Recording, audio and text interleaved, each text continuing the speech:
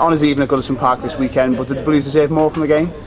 It's difficult to argue that they did. I mean, if you look at the stats, I mean, certainly everything's like comprehensively piled up in Everton's favour. I think it was 13 corners to 0. You know, lion's share of the possession, 15 shots on target, only one for Norwich, the one being the one they scored from. And David Moyes was quite keen to point that out afterwards, because I think he was a little bit miffed that, you know, some papers had argued that Everton had not had shots on target for 2.5 games now. He said, I hope you're going to report that we've now had 15 on target.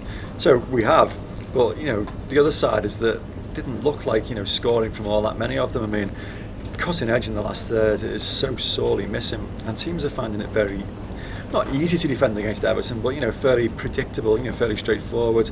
Lots of crosses coming in from the flanks, and if teams can handle them, there's not much else.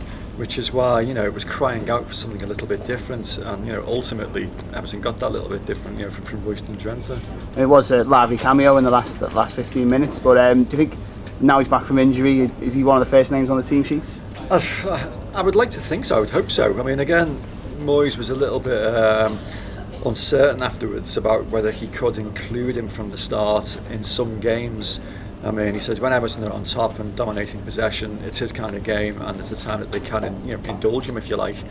And for me, he made the difference totally. I mean, Everton could have laboured till midnight on Saturday and not scored until he came on, and he just offered something a bit different. He was more direct, he was more penetrating, he offered pace, you know, which in Seamus Coleman's absence, you know, was sorely lacking. And he made the difference, you know, created the equaliser, and could well have scored the winner. Now, you know, David Moyes said that when Everton have got lots of possession, that's the time, you know, when you can indulge him. Now, Swansea, you know, I say notorious, or maybe I should use the word famed, you know, for keeping hold of the ball. They keep it very, very well indeed. And they're going to come to Goodison on Wednesday and probably have, you know, the fair share of possession themselves. So, you know, can Everton afford to, you know, indulge Royston on Wednesday? I would suggest Everton have got to. You know, you need somebody like him, because there's so little, you know, creativity off elsewhere. I mean, if Louis Saha's having a quiet night, there's not much else available. I mean, David Moyes talked up Dennis Stracqualati afterwards, and you know, he made a difference. But again, it's all fairly predictable, the kind of stuff you got to get from him. Everton needs something that little bit different. For me, Royston Drenthe is one of the few players in the squad that's capable of supplying that at the moment. And just touched on Swansea there. We've seen them kind of come to Anfield, play some good football and frustrate Liverpool this season. So what can the Blues do differently to break them down? Oh, it's going to be a tough old game. I mean, as proved by, you know, Swansea holding Newcastle, you know, with relative comfort at the weekend. They'll keep the ball, they'll pass it very well. You know, hopefully they won't have much of a threat at the top end. That has been a problem of theirs all season. So it's how Everton can get the ball themselves and break them down. For me, you know, there's a couple of options really. I mean, Royston Drenthe, you know, supplying that bit of pace, and then, you know, whether we can see some better movement from the forwards.